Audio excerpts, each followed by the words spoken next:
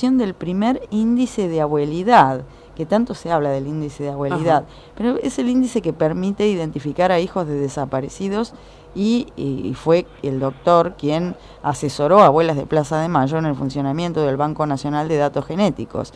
¿Qué tal? Muy buenos días, doctor. ¿Cómo le va? Buenos días, Gabriela. Un placer estar contigo en la radio. Dime. El placer es nuestro y realmente este índice de abuelidad garantiza en un 99%, casi en forma indiscutible, que las identidades. Exactamente, sí. Es una fórmula que, como dijiste bien, fue desarrollada hace hace como 3-4 décadas ya, sí. Por un grupo de trabajo en Estados Unidos, en el que yo tuve la suerte de participar. Fue una tarea colectiva, sí. De ninguna manera me atribuyo ni la paternidad ni la abuelidad del índice, pero que efectivamente desde 1982, que fue la primera vez que se probó acá en la Argentina con la identificación de Paula Logares, sí. se ha venido aplicando y bueno, hasta hace un par de días tuvimos la lindísima noticia del nieto 122, siempre con una metodología similar. Claro, la tecnología y la metodología han ido evolucionando con el tiempo. Hoy en día se hace todo en forma automatizada, sí. Se analiza directamente el ADN y, como vos decías bien, la certeza es casi absoluta. No hay certezas absolutas en la vida. No, en la vida no hay certezas pero absolutas. Esto llega, son probabilidades superiores al 99,9%. Ajá. Incluso a veces llega a mayor, 99,99%. Esa cifra en realidad depende, uno no la predetermina, depende de las características genéticas que se analizan y de las coincidencias que existen para establecer parentesco. Sí. Así es. Y bueno, gracias a la existencia del Banco Nacional de Datos Genéticos, que este año cumple 30 años de existencia, sí. Tenemos una celebración el 3 de junio con la directora, la doctora Mariana Herrera, sí. directora por concurso desde hace más o menos 2 años, sí.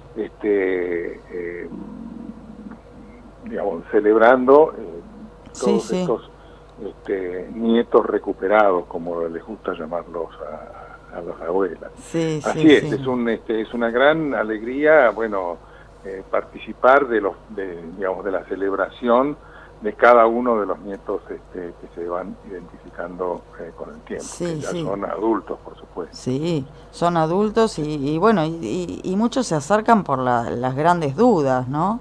Por allí Sí. Bueno, las dudas sobre la identidad pareciera ser una característica del ser humano en general. Independientemente de las dictaduras, independientemente de las cuestiones de la vida, la gente siempre requiere certeza de quiénes son sus progenitores, o a veces curiosidad, como ocurre, que hay toda una vertiente de la genética, que es la genética de ancestralidad, que nos dice de dónde han provenido nuestros ancestros, pero en este caso cumple un papel de asegurar el derecho a la identidad, que es un derecho fundamental de la especie humana. Doctor, buen día. Nicolás lo saluda. Sí, Nicolás, buen día. Bueno, justamente usted estaba haciendo este contraste, ¿no?, entre la genética al servicio de los derechos humanos, de la restitución de identidades, contra, digamos, el uso de la genética o de la ciencia con fines de manipulación, ¿no? Que son dos cosas muy distintas y que a veces entra todo en la misma bolsa y no se termina de entender. Exactamente. Bueno, lo que ocurre es que la ciencia en sí misma no es ni buena ni mala, todo depende de cómo se usa, quién la usa, quién se apropia de la tecnología y de la ciencia, y lamentablemente en este momento buena parte de la tecnociencia, como la llamamos, está apropiada por sectores de poder en distintas partes del mundo. ¿Y qué significa eso? Bueno, eso significa, el poder lo que busca es mantener el poder claro, de las que ya lo tienen, y por eso se discrimina a la gente, se usa características genéticas para estigmatizar, sí. Para discriminar, para oprimir. Eso fue el racismo durante siglos en realidad, y que no ha desaparecido. No ha desaparecido lamentablemente de la faz de la tierra la discriminación racial, la discriminación por características genéticas para la salud, que si uno tiene ciertos antecedentes familiares le cuesta más obtener servicios de salud, se le cobran más los seguros de salud, etcétera, etcétera. O directamente se utiliza la genética para discriminar. Sí, eso está mal, digamos.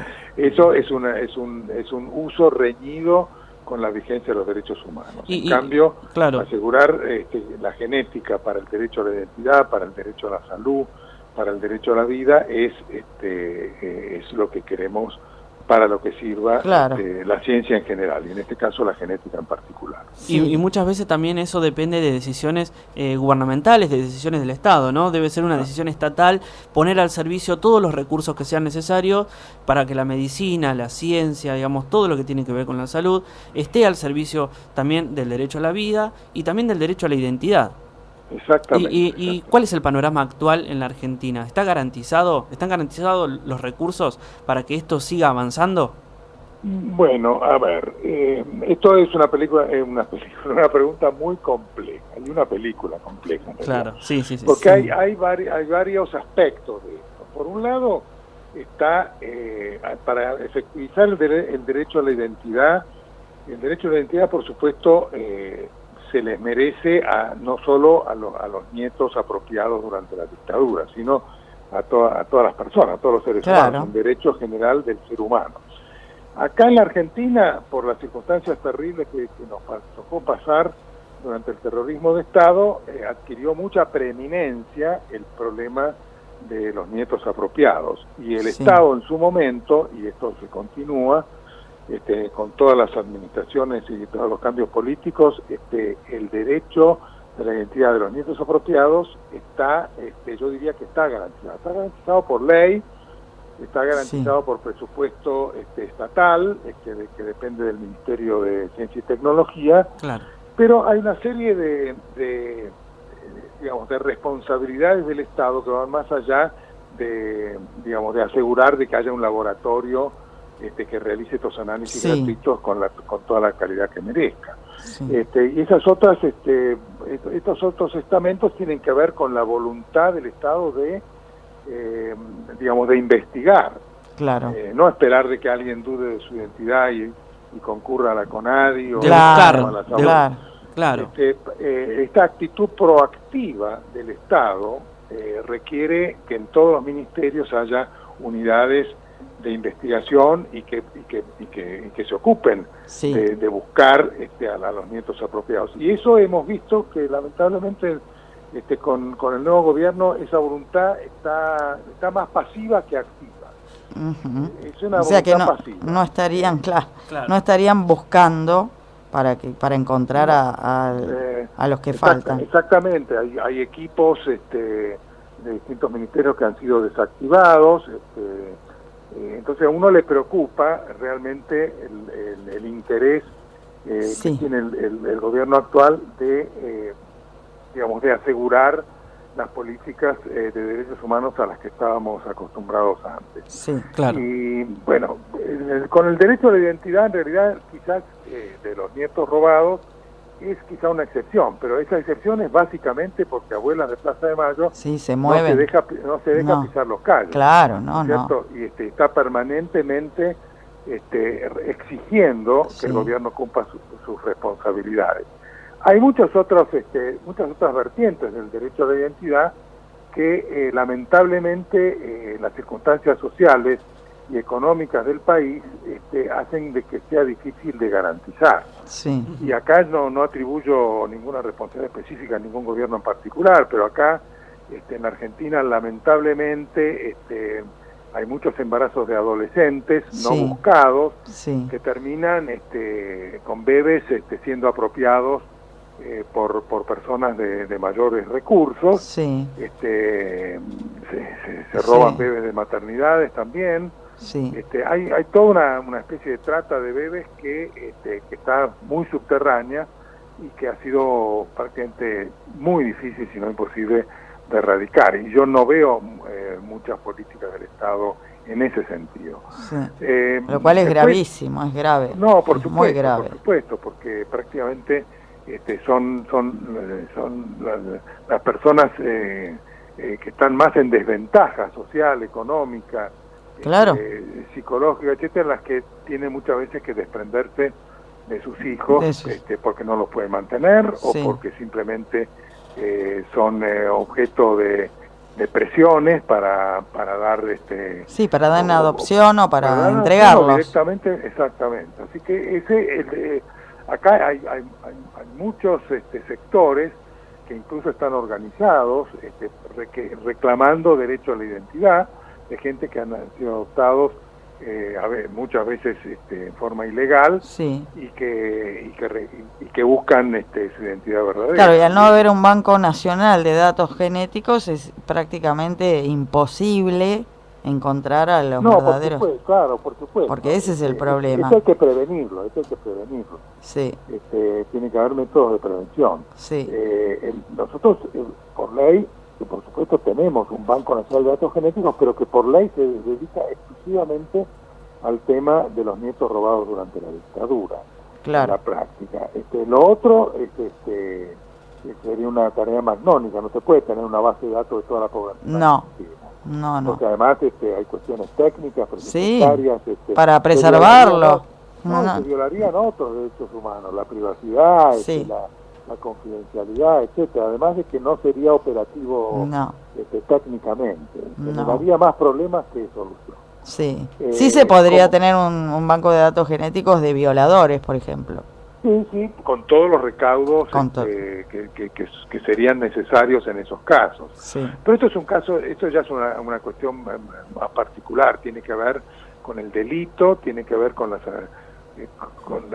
acciones criminales de los delitos sexuales, pero la verdad que nuevamente, aún con esto, un banco de datos de violadores lo único que permitiría es, en los casos reincidentes, pescarlos más rápido, digamos, pero no prevenir el delito.